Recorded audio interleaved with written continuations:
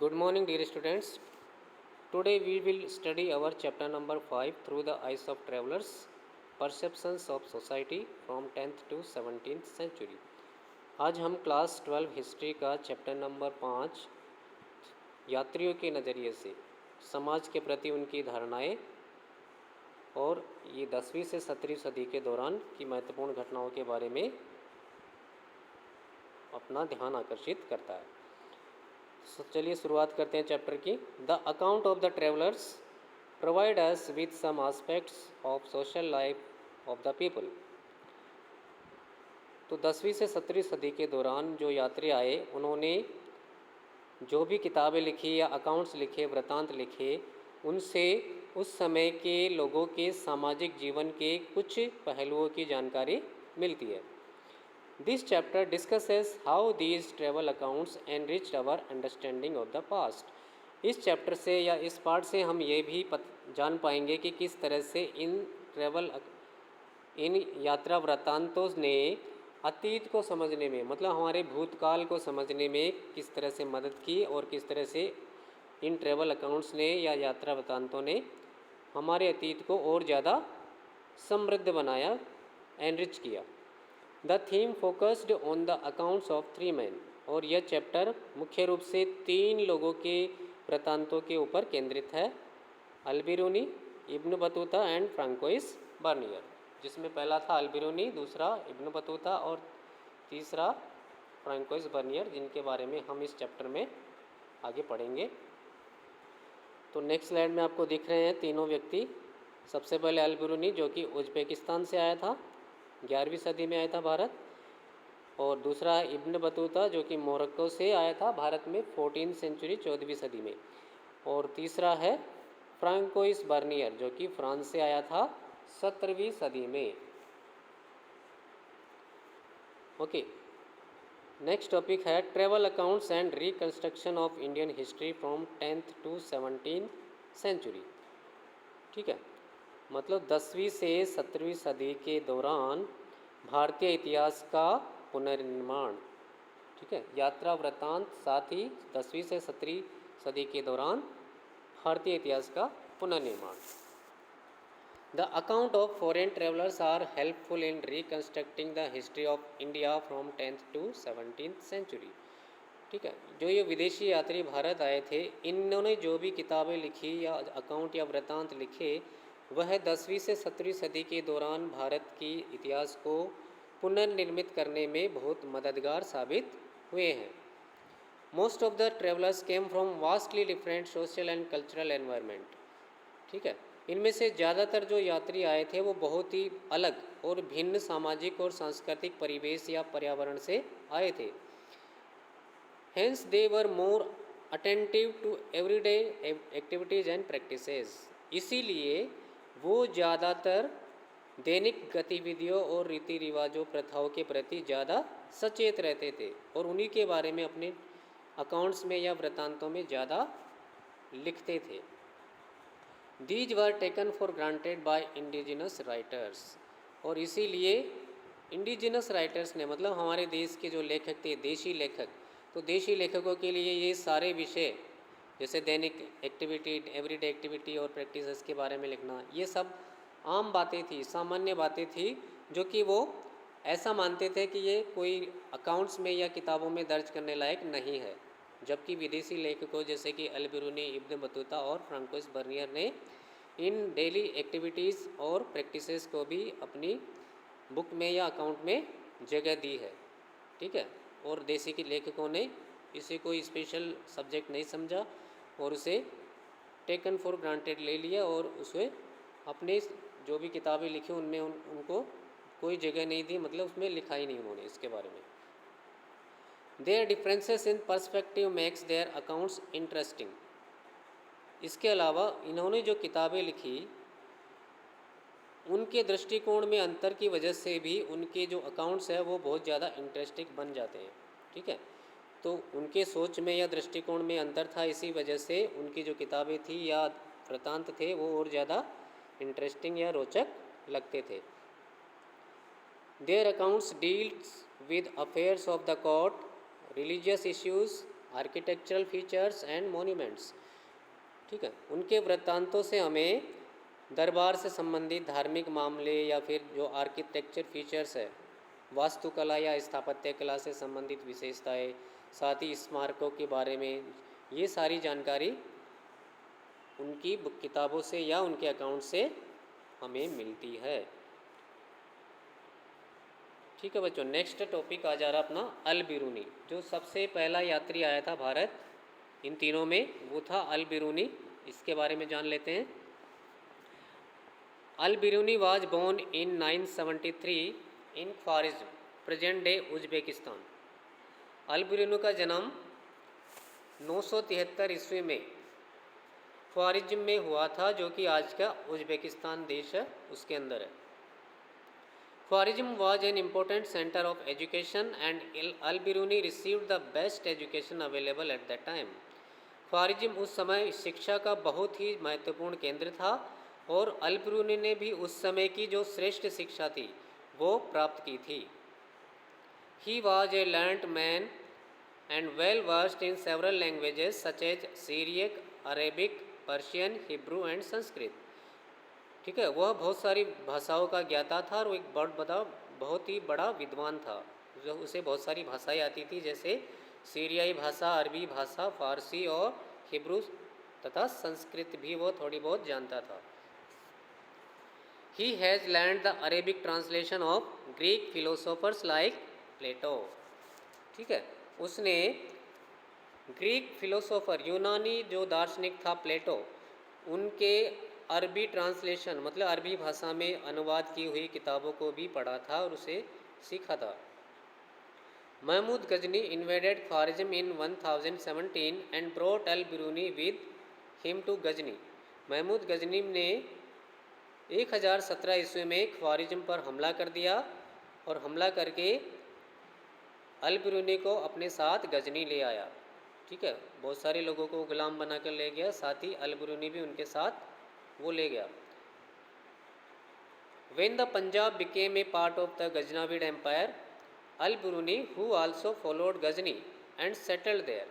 ठीक है, जब भारत का जो पंजाब था वह गजनी एम्पायर का एक हिस्सा बन गया, उस समय अल बिरूनी भी उसके साथ आया था और वो वहाँ आकर बस गया। वो अल बिरूनी भी उस समय गजनी के साथ पंजाब आया, बाद में वो पंजाब में आकर सेटल हो जाता, मतलब वहीं बस जाता है।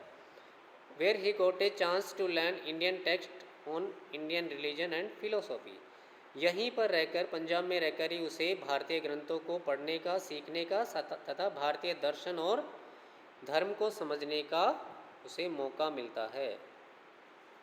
He came into contact with local Sanskrit scholars.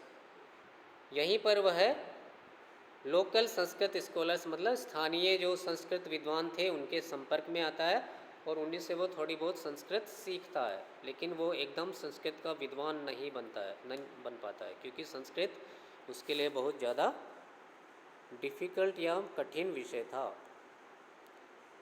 तो बच्चों नेक्स्ट स्लाइड पे चलते हैं। नेक्स्ट स्लाइड है अपनी किताबुल हिंद। किताबुल हिंद क्या है देखिए इसमें, the account of Al Biruni came to be called Kitabul Hind और तहकीक हिंद। ठीक है, अल बिरूनी ने जो किताब लिखी थी उसी का नाम था किताबुल हिंद या फिर तहकीक हिंद। किताबुल हिंद को तहकीक हिंद भी कहते हैं, जो कि अल बिरूनी ने लिखी थी भारत के बारे में।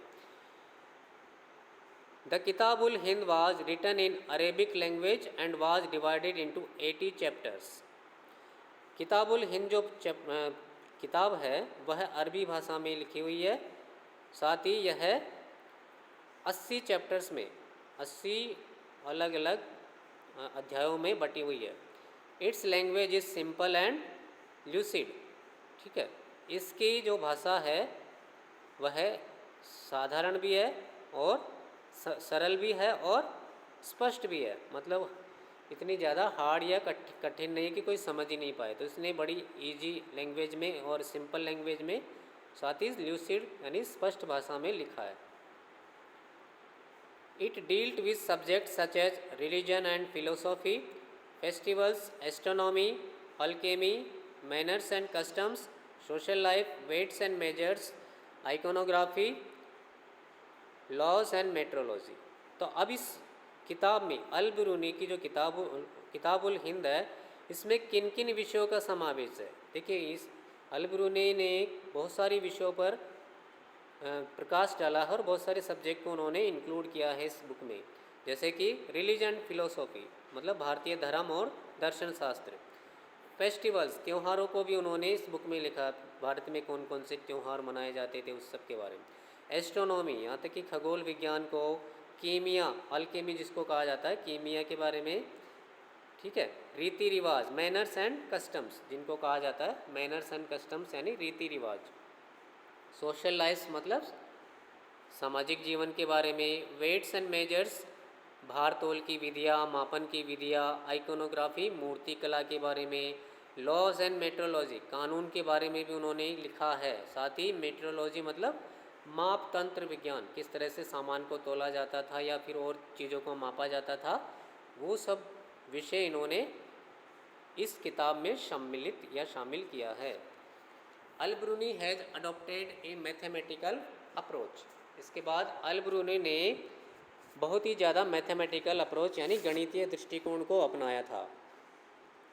ही begins each chapter with a question followed up with a description and comparison of cultures. वह हर चैप्टर को एक क्वेश्चन यानी प्रश्न के साथ शुरू करता था, उसके बाद उसके बारे में डिटेल डिस्क्रिप्शन का यानी उसके बाद उसका वर्णन करता था, और लास्ट में कंपैरिजन ऑफ कल्चर्स करता था, मतलब अलग अलग कल्चर या संस्कृतियों के बीच में तुलना करके उसका विवेचन करता था कि कौन सी कल्चर ज़्यादा बेटर है, कौन सी कल्चर ज़्यादा बेटर नहीं है। तो उसका गणित की ओर ज़्यादा झुकाव था। ठीक है।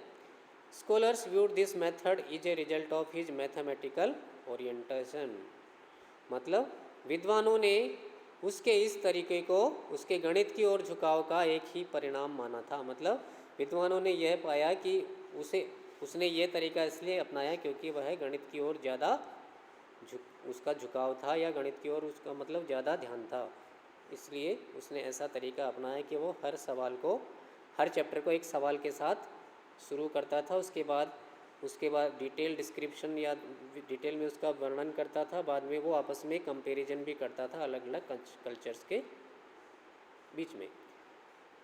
ठीक है बच्चों, अब नेक्स्ट टॉपिक पे चलते हैं हम।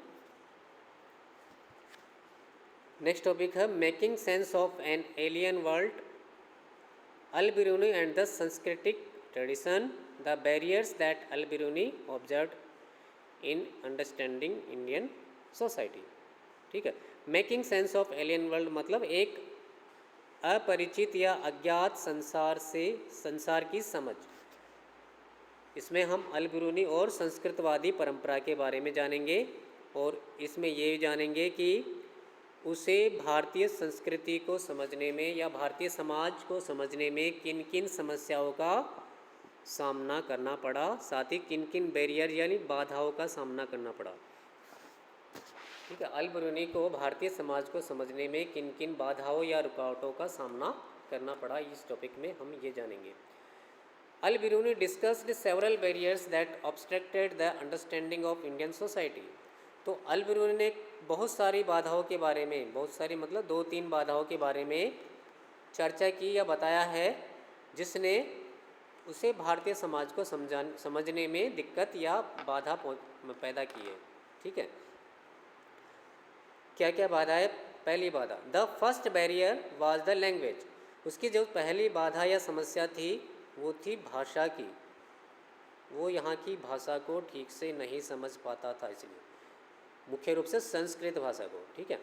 To him Sanskrit was so different from Arabic and Persian and the idea and concepts could not be easily translated from one language to another. ठीक है। उसके लिए संस्कृत भाषा अरबी और फारसी भाषा से एकदम अलग और डिफरेंट भाषा थी। ठीक है।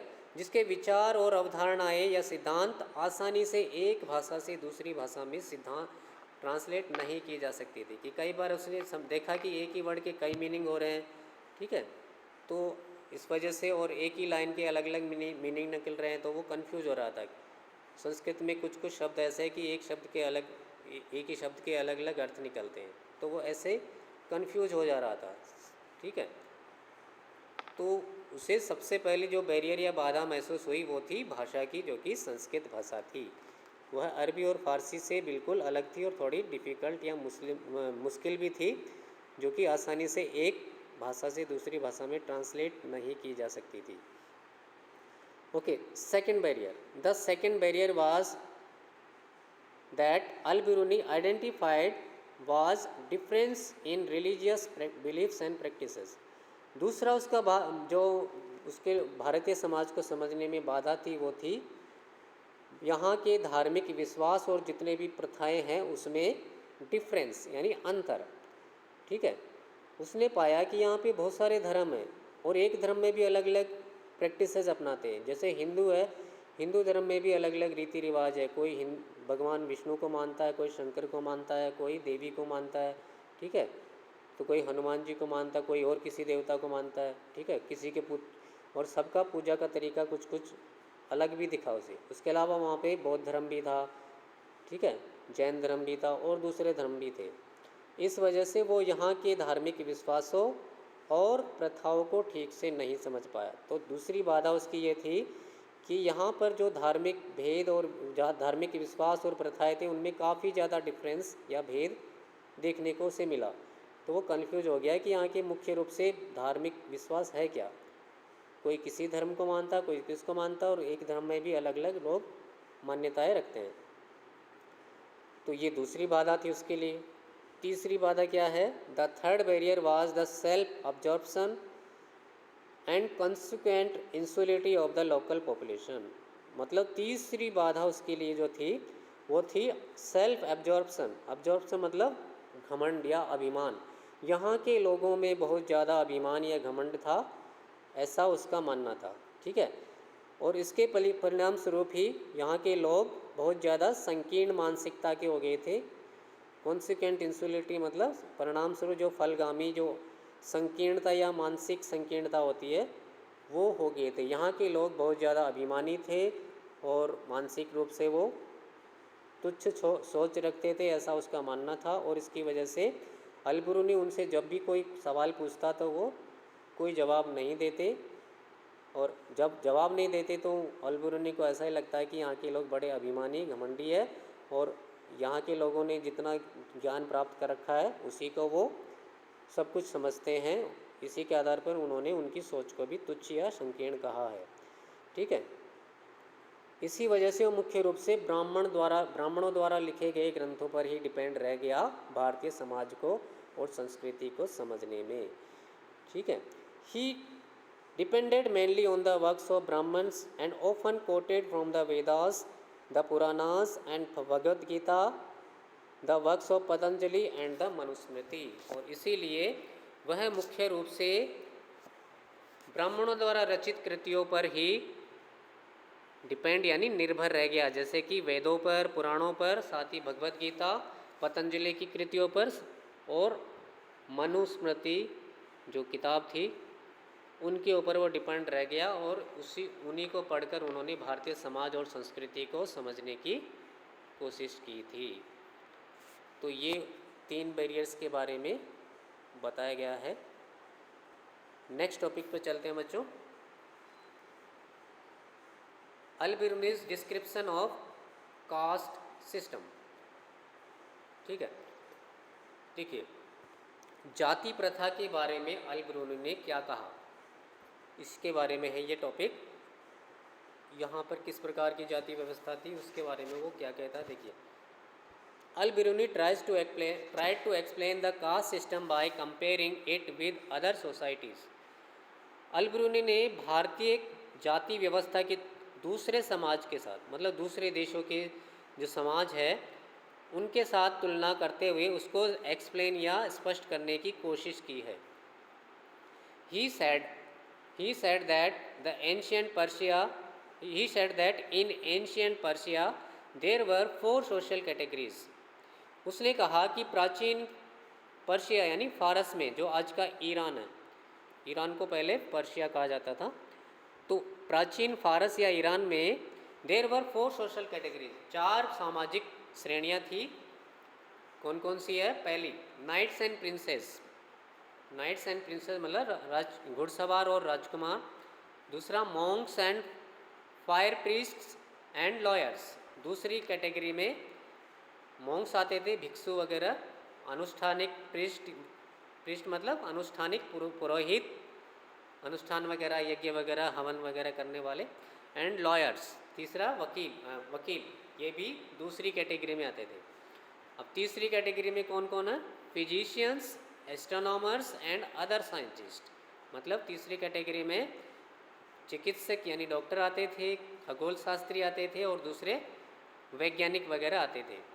चौथी और अंतिम कैटेगरी में आते थे पीजेंट्स एंड आर्टिसंस, चौथी में किसान और जो दूसरे कारीगर या दस्तकार लोग थे या आम आदमी जो लोग थे वो लास्ट वाली चौथी कैटेगरी में आते थे। ये बताया उन्होंने एंशिएंट पर्शिया के बारे में।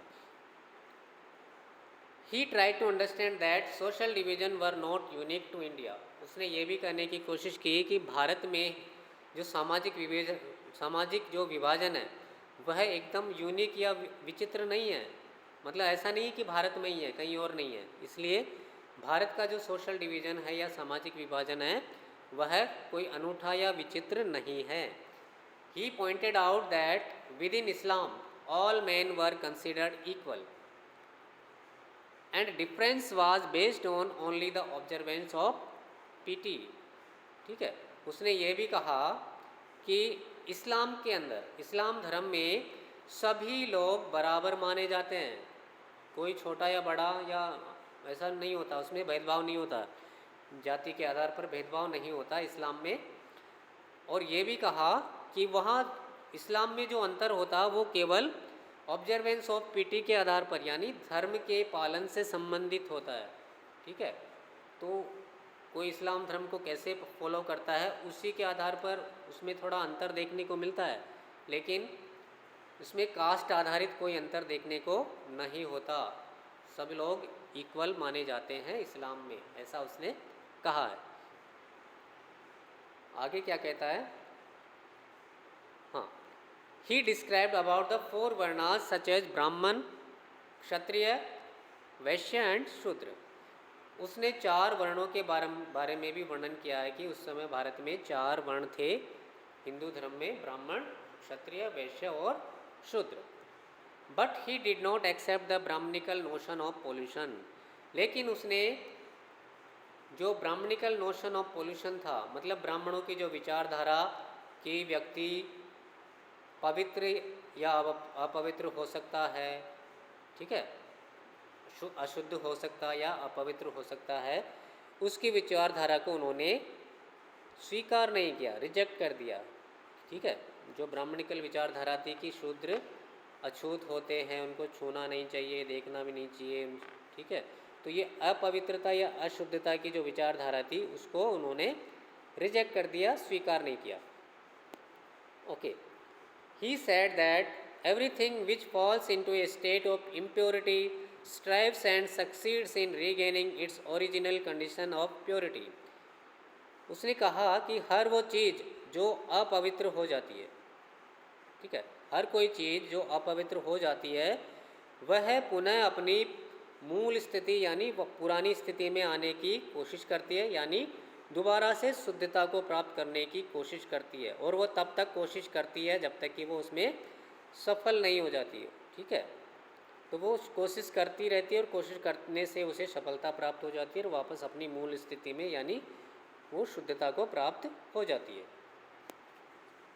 आगे वो कहता है द सन क्लींसेस द एयर, सूर्य जो है हवा को साफ करता है, हवा को क्लीन करता है, and the salt in the sea prevents the water from becoming polluted. इसके अलावा समुद्र के पानी के अंदर जो नमक होता है वह समुद्र के पानी को गंदा होने से और अशुद्ध होने से बचाता है। समुद्र के पानी को अशुद्ध होने से बचाने का काम करता है नमक, और हवा को बचाता है सूर्य, सूर्य से हवा साफ होती है, ऐसा उसने कहा। According to him the notion of pollution, उसके अनुसार जो नोशन ऑफ पॉल्यूशन यानी अपवित्रता की विचारधारा है, which was intrinsic to the caste system, जो कि जाति व्यवस्था में एक निहित स्वाभाविक कि गुण है, was against the law of nature. यह है जाति व्यवस्था के अंदर जो एक स्वाभाविक गुण है कि कोई व्यक्ति शुद्ध होगा, कोई अशुद्ध होगा, मतलब किसी को पवित्र माना जाता है, किसी को अपवित्र माना जाता है। जैसे ब्राह्मण अपने आप को शुद्ध मानते हैं, शूद्र को अपवित्र मानते हैं। तो ये जो विचारधारा है, नोशन ऑफ पॉल्यूशन की, अपवित्रता की जो विचारधारा है, यह प्रकृति के नियम के खिलाफ है। ठीक है, यह जो विचारधारा है प्रकृति के नियम के खिलाफ है, क्योंकि प्रकृति ने सबको जन्म से एक जैसा बनाया है।